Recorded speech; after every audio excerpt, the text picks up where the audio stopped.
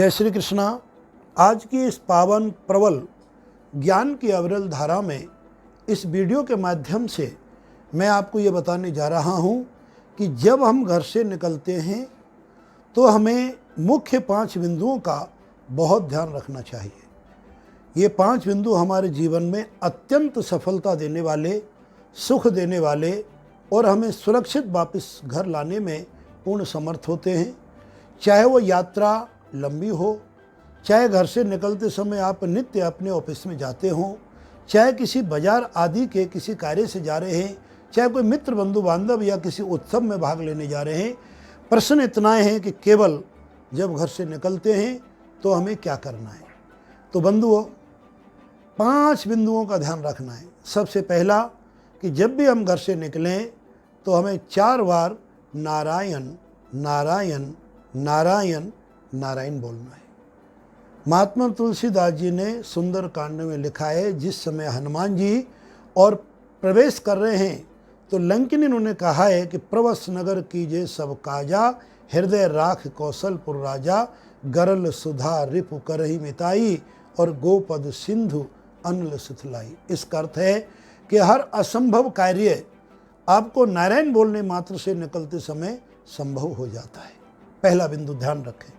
दूसरा बिंदु है हमारे जीवन का कि हम हमेशा अपने मुख्य द्वार, जहाँ पर आपके गणेश जी होते हैं या जहाँ से आपके घर की सीमा समाप्त होकर सड़क मार्ग पर जाते हैं, उस जगह पर आप दाहिना कदम आगे रखें, क्योंकि दाहिना कदम हमें हमेशा सफलता का प्रतीक होता है और बायां कदम हमें थोड़ा विलंबता का, असफलता का प्रतीक देखा जाता है।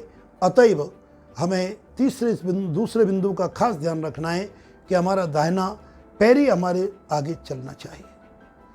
तीसरा बिंदु जो और ज़्यादा आवश्यक है, जो बंधु गाड़ी का प्रयोग करते हैं, सबके पास आज हमारे भौतिक जीवन में सबके पास वाहनों की पूर्ण सुख सुविधा है।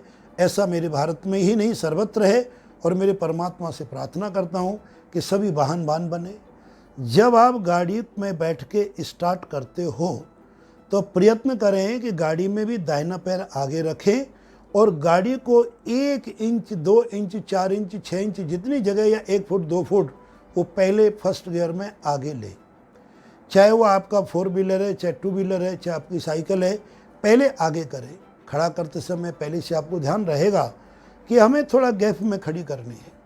आप देखोगे जब आपकी गाड़ी में आगे कर रहे हैं तो कितना सुखानुभूति होगी। हमेशा आगे ले।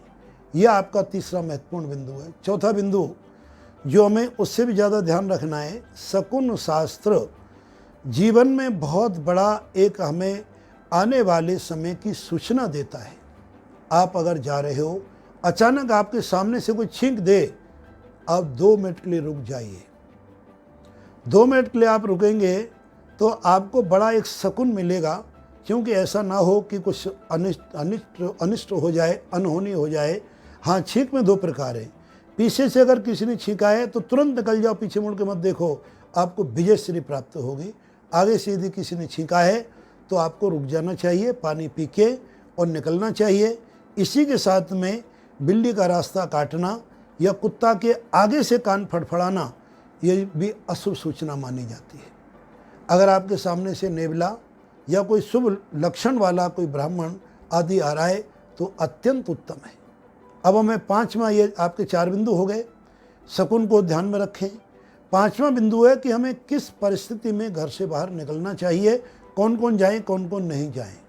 तो हमारे शास्त्रों में श्लोक आया है कि पिता पुत्र न गंतव्यम, पिता पुत्र को कभी एक साथ नहीं जाना चाहिए, और रिक्त उदरे न गंतव्यम, खाली पेट में घर से मत निकलो। आप कितना भी जल्दी जा रहे हैं, आपको एक बिस्कुट या कुछ नाश्ता या जैसे आपकी रुचि है कुछ घर से खा के जाएँ, कुछ भी नहीं तो दही पेड़ा या दही चीनी खा के जाएँ, लेकिन खाली पेट कभी नहीं निकले।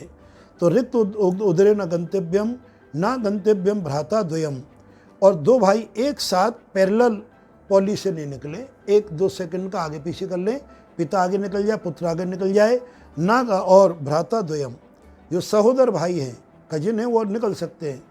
दोनों सहोदर भाई भी एक साथ देहली को पार ना करें, उसमें कुछ सेकंड का, कुछ मिनट का, कुछ क्षण का आप विराम दे दें। त्रिविप्रम न गच्छेत, क्योंकि पिता पुत्र न गंतव्यम, न गंतव्यम भ्राता द्वयम, सप्त स्त्री न गंतव्यम, 7 स्त्रियों को एक साथ मत निकालो। अनुभव देखा हुआ है, विघ्न का एक 7वें सुर शुरू हो जाता है। और ना गच्छेत विप्राह त्रियम, 3 ब्राह्मण भी एक साथ ना निकले घर से। इस बात का ध्यान रखेंगे तो आपको जीवन में पूर्ण सुख समृद्धि और सफलता का लहर होगी। इन्हीं यात्रा के बारे में आगे चलकर हम कुछ आपको और भी अच्छे ज्ञानप्रद वीडियो बनाएंगे, जिससे आप लाभ ले सकें और सब लोग इससे आनंदित हो सकें। सर्वजन हिताय सर्वजन सुखाय। जय श्री कृष्ण।